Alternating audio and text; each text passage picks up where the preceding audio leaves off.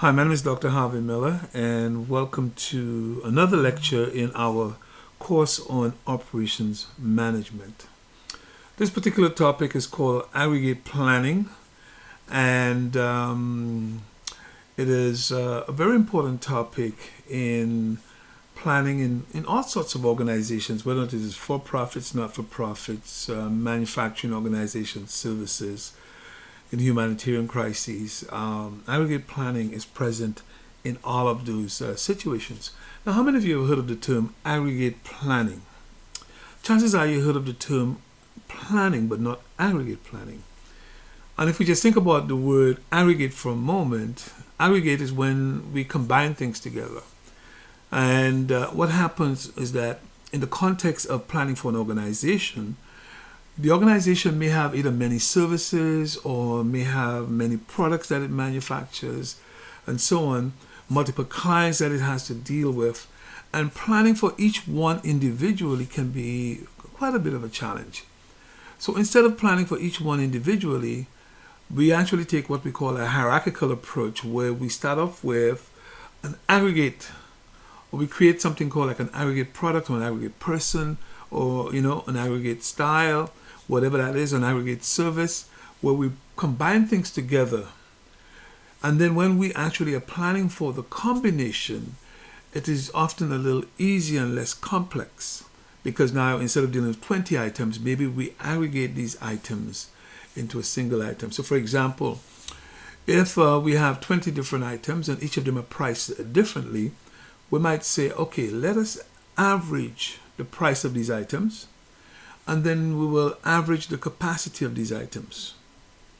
Say if we're thinking about these items and shipping them in a container, then we'll say, okay, rather than trying to figure out how much room each one is going to take, we will just sort of combine them. Take the average of the capacity that's required for the 20 items, the average capacity, and take the average price. And so now we treat it as a product with this capacity and this price, and we plan for that. But then later on, after we've developed a plan and we want to know what do we do now for each individual item, we will then break that down or disaggregate it by using some kind of formula. Often the formula is based on the typical representation of the product in the mix. So if one particular product typically represents about 10%, then you use that 10% to break down the plan to determine what you will do for that particular product. If another product takes up 20%, then you use the 20% to break down the aggregate plan to determine what you do for that particular product. So aggregate planning is extremely important in organizations. So let's learn a little bit about aggregate planning. All right. So for our presentation, we will talk a little bit about the planning process, sales and operations planning, the nature of aggregate planning strategies, the methods for doing aggregate or developing aggregate plans, aggregate planning and services, and the idea of managing revenue or revenue management. This is something that's very common in environments where there's perishable inventory. So airlines tend to focus heavily on revenue management because it has to balance capacity with demand. In other words, what size plane do we use? Do we use Airbus 220, or do we use an Airbus 321, or an Airbus 330 or 350? It all depends on the balance between the demand and the capacity. So sometimes the airline might have previously scheduled a certain size aircraft, but as it gets closer to the day and it gets information, it might decide to change the aircraft to match the demand. So the demand was here, it was expecting it to be here, it was here now, so it now changes the aircraft to match the capacity. So that happens in some cases. All right.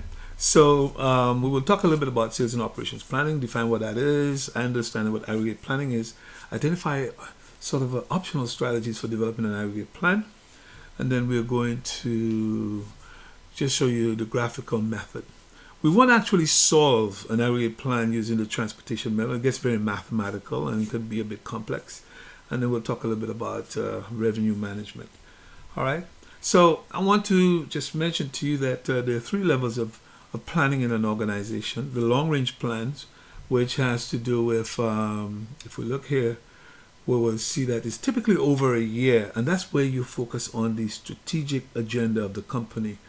You're trying to make major decisions that can impact the mission, but also these are not decisions that you will overturn or you'll change in on a whim.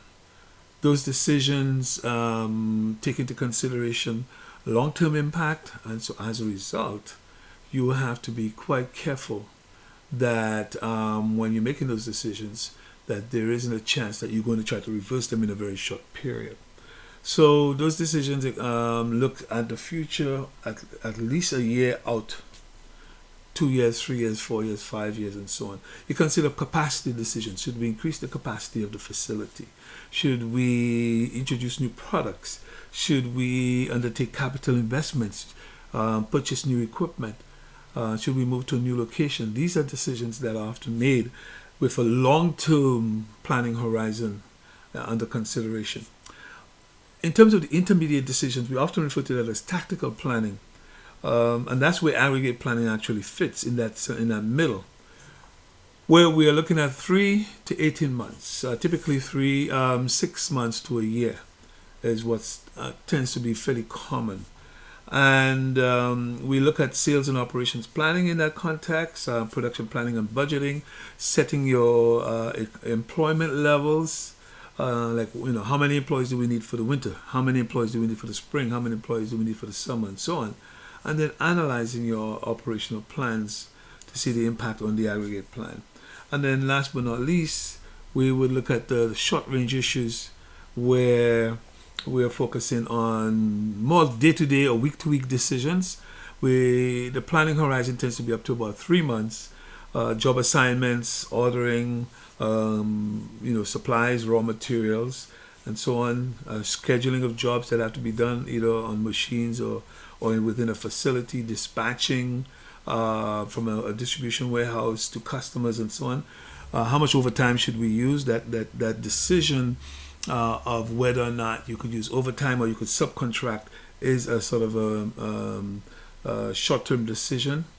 And then, do you want to use part-timers? In terms of shoring up your labor capacity in the very short term, you might decide to call in some workers on a part-time basis to come and work for this week, and then next week maybe you don't have the need for them because the demand is now different.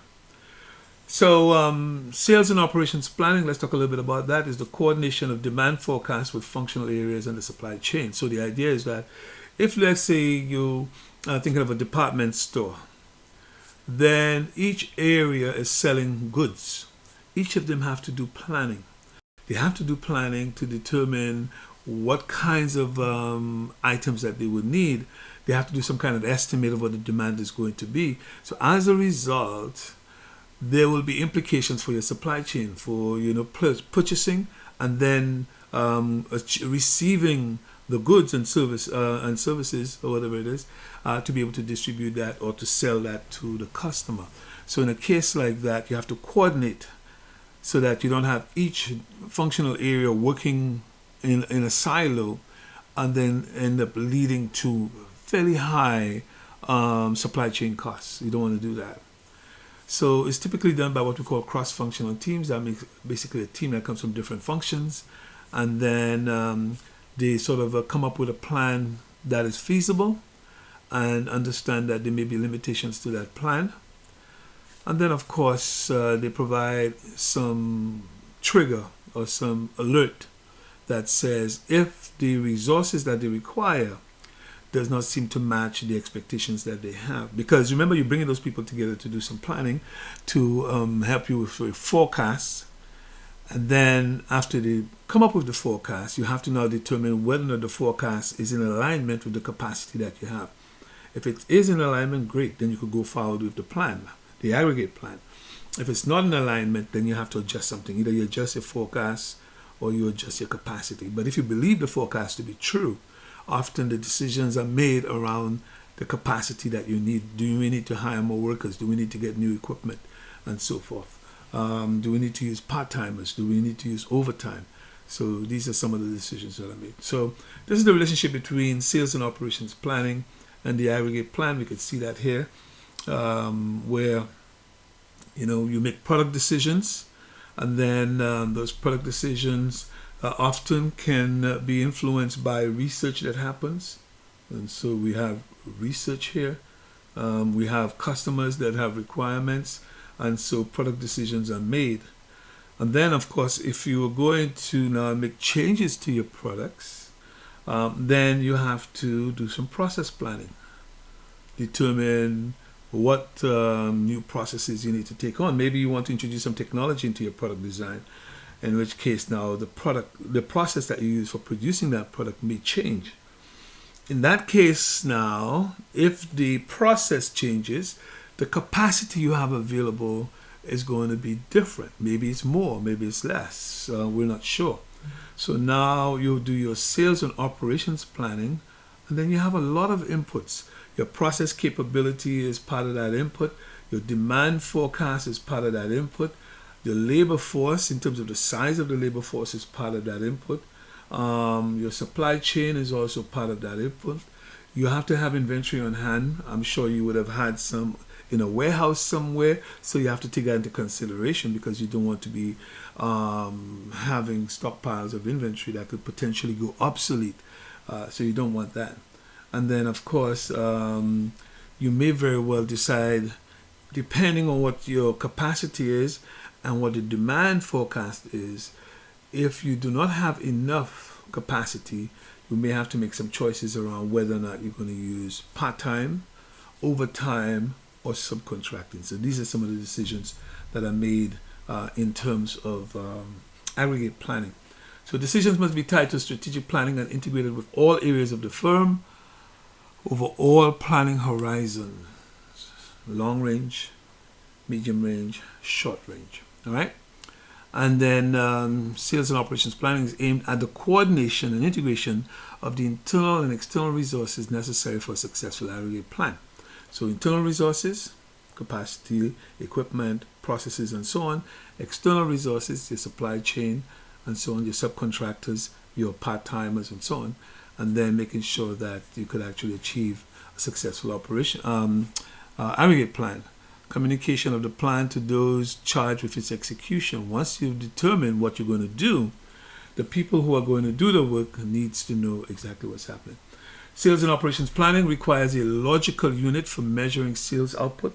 So if you're going, when you say a logical unit, what do we mean by that? It means that it has to have, if we are looking at sales in, say, in a grocery store, all right? So we could just say dry goods, and then we create this notion of dry goods, but dry goods have so many different products in it. But you might create this logical unit called dry goods that will then do the sort of measuring of the sales and output. So the volume of sales of all dry goods, we would treat that in aggregate, right? The output of those dry goods, the supply chain that's necessary to move or to bring in those dry goods, and so on. All of that have to be considered. So there's a need to kind of create this unit. And in fact, the product now that you look at from the perspective of that logical unit is the aggregate product that we were talking about. So forecast of demand for a reasonable intermediate planning period in aggregate terms, right? Not each individual item, but in aggregate terms. A method for determining the relevant costs. So remember, I was giving you an example earlier where I said, if you have several items in a group, you average their prices or you average their costs. That gives you an aggregate cost that you can use. The average, remember that some will be more than that, some will be less than that. But if you use the average price or the average cost, sometimes you're pretty close when you disaggregate your price or your sales or your costs. You can get estimates that are pretty close to the aggregate costs. So aggregating makes life simpler, and then when we disaggregate, we actually will get what we're looking for. And often the difference between the two is not overly significant, which is why we use aggregate planning. A model that can combine forecasts and costs, so scheduling decisions can be made for the planning period. So making aggregate planning decisions in terms of what do you produce, in which period, what kind of resources do you use, subcontracting, full-time labor, part-time labor, etc. You need a framework for assisting you to make those kinds of decisions. All right. So the objective of aggregate planning is usually to meet forecast demand while minimizing costs over the planning period. And that planning period typically is anywhere between 3 to 18 months. But as I mentioned to you, typically between 6 and 12 months. So let's look at a case here where we are selling equipment. And so you could see how we're looking at demand by quarters, right? So January, February, March, April, May, June, July, August, and so on. So rather than dealing with each separate month, we might actually add up all of the months. We could add up all of those and say that's quarter one demand, right? 150, 120, 110. That's 230, 230, and 150 is 380. So 380,000 is quarter one demand. All right. And then if we were to look at the demand for each individual item rather than look at the sale of those separately, we may actually just add them all together and say, I think that this is like, we could call it garden equipment. Let's just say garden equipment. All right. So we could just look at the sales of garden equipment. But we know that the sales of garden equipment have these 6 different items. All right. So if we roll up the sales, then we could talk about the sales of garden equipment. That's an aggregate sales. That's aggregate sales. But it could be broken down into the sales of each individual item. So aggregate planning combines appropriate resources in general terms, part of a larger production planning system. This aggregation breaks the plan down into greater detail. So the idea is to plan for the aggregate first, and then you break it down into greater detail. But that breakdown will depend on typically the breakdown of the items in the product mix. So if 30% of the items are here, 40% of them or 45% of them are here, that's 75, 25%. So if we, for example, did an aggregate forecast that said, or production plan that said, let's produce 500 units, right, in terms of the aggregate, then what will it end up happening is that that would be 150, 3 fives are 15, 25, a quarter of that would be what? I think 125, if I'm not mistaken. And that's 275, so therefore 225 will be the 45%. All right, so that's how you now disaggregate the amount from the aggregate level. So here are some of the things that we consider when we are trying to develop aggregate planning strategies. Remember, we're trying to balance capacity and demand. So we could have a situation where if we were to plot our demand on a quarterly basis, maybe it's here, right? So quarter one, quarter two, quarter three, quarter four. So this is our demand. If we're going to plan production of these items, then what do we produce? Do we produce for the maximum, keep it constant? In which case, if we did that, all of that would be excess inventory. That's no good. If we were to say, let's do this, produce a constant amount here, then we would not be able to meet this amount, this amount, this amount, this amount. So we have to now decide how are we going to meet this demand that we could not meet with our regular level of production. So you make decisions around, should we use inventories? Should we use short-term labor? Should we subcontract, and so on? So should changes be accommodated by the size of the workforce? Right? Should part-timers be used, or should overtime or idle time absorb the fluctuations? Should subcontractors be used to maintain a stable workforce? And should prices or other factors be changed to influence the demand? Here's an example. I think there is still the idea that of a movie theater offering you what we call a cheap night. And so, where the price is significantly less than the regular price. Well, that is to kind of drive demand for those low periods. I believe in Nova Scotia here, cheap night is on a Tuesday night. So that's when a lot of folks would want to take their partner on a date and say, hey, oh, cheap night, let's go watch a movie, right?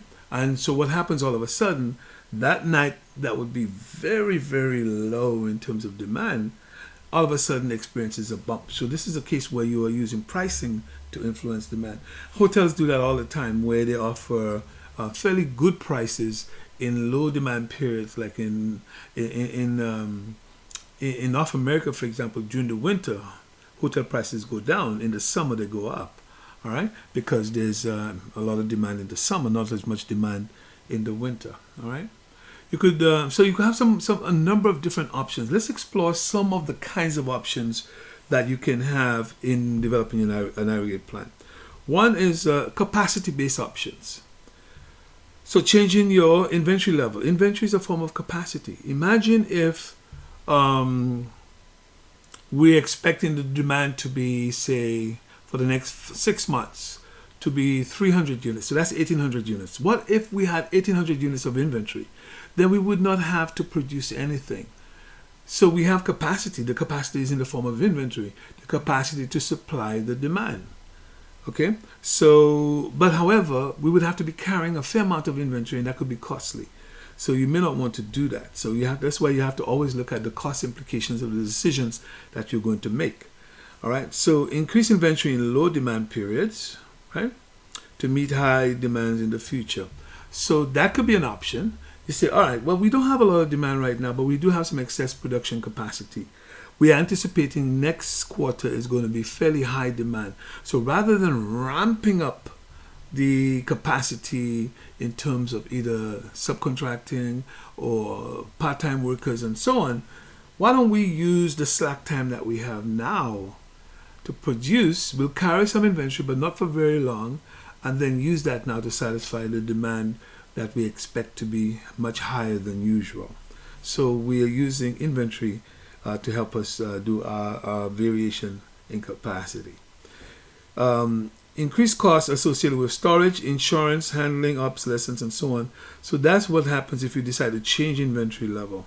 All right, it could actually end up increasing some of your costs because you have to store, you have to insure, you have to handle, and then it's possible, depending on how rapidly the item is changing in terms of its design, then you may end up with obsolete items. Pilferage, people see a lot of something, then they might want to take one or two. Shortages may mean lost sales due to long lead times and poor customer service.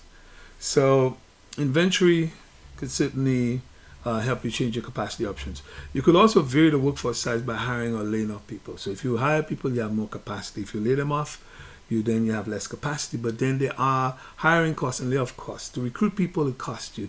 To lay them off, it costs you. So you have to balance those. When you're recruiting new people, you have to train them, onboard them, and so forth. But then also, too, when you let people go, there are separation costs. And so you have to make sure that you balance those for sure. All right. Now, also, too, you have to keep in mind that sometimes new workers have lower productivity levels because they're new in the job. So therefore, they have to go for a learning period. So you have this learning curve. And so while it might look okay to lay off people and bring back new people, you have to take into consideration the loss of productivity as a result of having a new workforce. The other thing, too, is that if you lay people off too often, and then rehire and lay off them too high, then it might actually affect worker morale. People say that my jobs are not secure in here. Varying production rates through overtime or idle time. So the idea being that you You could schedule fewer hours of work, in which case then you lower the production rate, or you could schedule more hours of work, which is like overtime in some cases, and then increase your production rate. So it may allow you to keep the workforce constant by using undertime or overtime, but if you keep the workforce constant, then there may be, it may be difficult if you have a sudden huge increase in demand. You may not be able to meet that. So you really have to have a pretty good forecast to know when you're going to have a spike in your demand, and then plan appropriately overtime use in earlier periods, so that way you could have the necessary inventory to allow you to meet the changes in the demand, increases in the demand. All right. Overtime can be costly and may drive down productivity. Absorbing the idle time may be difficult. Subcontracting is another option. So subcontracting is basically hiring a firm to do work for you, and you often do that when you cannot ramp up your capacity enough to meet the increase in demand. So therefore, you would use a subcontractor, and it makes sense. But it can be costly, depending on if there aren't too many subcontractors, and so that you don't have a lot of choice. In which case, there's not a lot of competition. You might be forced to pay fairly high prices. All right. Usually, quality and timely delivery may be difficult, so you have to make sure it is a fairly good subcontractor. And then usually the subcontractor is serving other people, which might impact the ability to deliver to you on time. So there are some risks involved. It exposes your customers to a possible competitor. So if I did some contracting work for you, if I had to interact with the customer in the process, the customer may very well the next time around just come and deal directly with me. And so there's also that risk as well. This is just the nature of a business. And capacity option number 5 is to use part-time workers. All right, useful for filling unskilled or low-skill positions. Because if you're going to use part-time workers, they have to be able to come in and out relatively quickly without too much training and onboarding. And so as a result, you would not want to use part-time workers for a highly skilled situation. You want to use them for environments where the need for skilled labor is not very, very dramatic, right? Now that's these were changes on the capacity side. Remember, aggregate planning is all about balancing demand and capacity while trying to keep your costs down for doing so. So there are some demand options as well that one can consider. And so let's consider some of these options. One is to try to influence the demand. And you could do that through advertising, of course. People do that all the time. The amount of stuff that comes in our inbox these days can just be quite overwhelming. You have to sort of unsubscribe to so many different people or companies and so on. So there are promotions. Everybody right now, as we speak, is the people use Thanksgiving, Black Friday. They use Christmas. They use certain periods, and then of course they just market you to death. Attempt to shift demand to slow periods. So the example I gave about cheap night, if you can move some demand for movie watching to a Tuesday where there's not a lot of demand, that certainly helps. And then your demand options may not be sufficient to balance demand and capacity. You may very well find that yes, you could influence demand to some extent, but you may not be able to completely fill the capacity. So even pricing movies on a cheap night, creating this cheap night does not exactly fill the theater, but the theater might actually go from 10% capacity utilization to 40% capacity utilization, which is better than nothing, because there are some huge fixed costs. If you have to run the movie for 5 people versus running for 100 people versus running for 300 people, obviously you want to run it for 300 people. So you do want to do something about that situation. All right. Another demand option is actually called back ordering. So sometimes you may have fairly high demand for an item and you don't have the capacity to supply it. This is a case where you might be able to do back orders. And what is a back order? Well, it's simply that the demand for an item is satisfied later rather than earlier. And so say, I'm sorry, we don't have any in stock, but if you're willing to purchase it now, we could deliver it to you in 2 weeks' time. So that's a back order. Requires customers to wait for an order without loss of goodwill or the order itself. Sometimes if we have back orders too often, then we may not want to deal with that provider the next time. But in some cases, it all depends on if you have very few options, then back ordering might be your only choice as a customer, that is.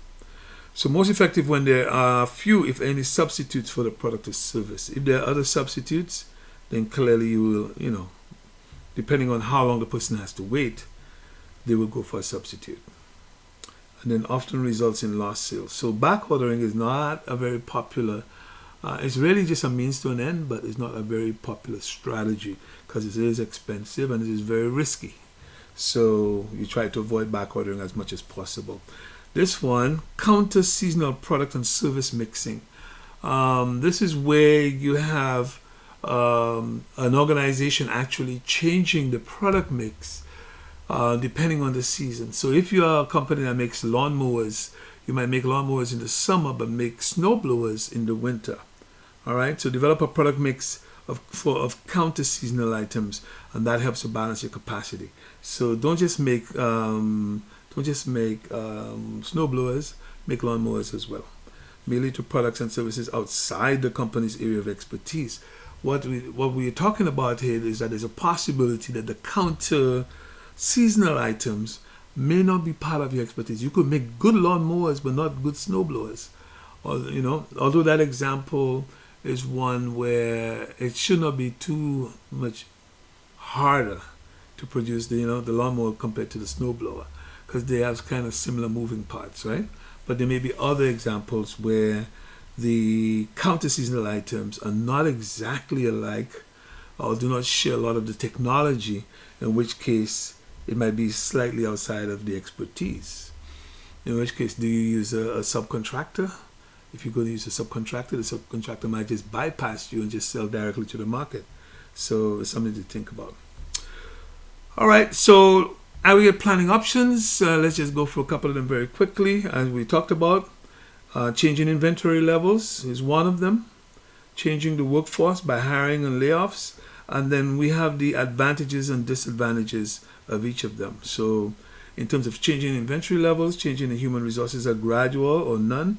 No abrupt production changes, but disadvantages can come from having to hold inventory. Mainly applies to production, not to service operations, because in service operations, you have facilitating goods that help you to provide the service, but it's not a situation where that you can, that you have a whole lot of control, or that the inventory of the items are actually driving your costs in any significant way. So in services, it's less of an issue. In manufacturing, inventory is a big issue. Now in services, varying your workforce size is an issue. It avoids the cost of alternatives over the alternatives, but hiring and layoff costs can actually be significant. And so use where the size of the labor pool is large. If you have a lot of labor that you have access to relatively easily, then you may be able to do so. All right. Varying production rates, we talked about that for overtime and idle time. So under time, overtime. And then subcontracting is another strategy. And you could see varying the production rates for overtime and idle time matches seasonal fluctuations without hiring and training costs. However, there could be overtime premiums, time and a half, sometimes double time, if you have to work on a Sunday or weekend. All right, but it does allow for some flexibility within the aggregate plan itself. Subcontracting permits flexibility and smoothing of the firm's output. However, you lose some control because somebody else is responsible for making that product for you, and it could lead to reduced profits or a loss of future business if the subcontractor is unscrupulous and decides to target your client themselves. Applies mainly in production settings. And then we have here using part-time workers. We talked about that, influencing demand. So part-time workers, if you have a fairly large labor pool available to you, you may be able to use people part-time. Then when you don't need them, they go back into the labor pool, and then you go back and use them again when you need to. It's less costly, more flexible than full-time workers. However, high turnover, training costs, quality suffers, and scheduling is difficult. Because you don't know if you're looking for 20 part-time workers, are you going to be able to get them? And what mix of part-time workers are you going to be able to get? Do you have to spend some time training them? So it all depends on whether or not the kind of service that you're offering or the kinds of manufacturing that you're offering requires unskilled labor. So in that environment, it's not too bad. Okay? Influencing demand. You could try to use excess capacity, so you offer discounts to bring people in. Uncertainty in demand, hard to match demand to capacity, and then creates marketing ideas. Overbooking is used in some businesses. So overbooking is very common in things like airlines. They overbook because even though someone might say that I'm going to travel on this day, the reality is that there are other circumstances in the individual's life that could actually cause them to change that plan. That affects the demand ultimately in the end. And so airlines tend to suffer. So what they do is that rather than having the plane fly with an empty seat, they rather overbook it with the hope that a couple of people don't show up. And then even when you don't show up and you have to change your flight, the airlines charge you for changing your flight. But then if you do show up and they offer you a $200 voucher, that's the cost they're willing to take. And really what it is just a discount on your airfare. So if you paid $500 and then the airline offers you $200 to go on a later flight or to go next day, they still get $300 from you. Whereas if they did not overbook, that $300 would have been completely lost. Then we have back ordering during high demand periods, and then we talked about counter seasonal product mixing. And the advantages of back ordering: can avoid the use of overtime, keep your capacity constant. You need customers to be willing to wait. However, if a customer is not willing to wait, the goodwill might be lost, and then they may actually purchase a substitute.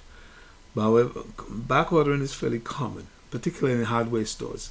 There are only so many big hardware stores, and if you end up doing anything like a remodeling, and they tell you, "Oh, sorry, the doors we don't have any in stock. It'll come in a week." Chances are you're going to wait for the doors because they're a particular design that you're looking for, and everyone doesn't have it. So there aren't too many substitutes. So when you have few substitutes, back ordering can work. Counter seasonal product and service mixing utilizes resources, allows for a stable workforce. So remember, the idea is that you're trying to use the capacity that you have in one season, using a product that's aligned to that season, and then when the demand for that product falls in the following season, then you are now producing the other product that there is high demand for that product in that season.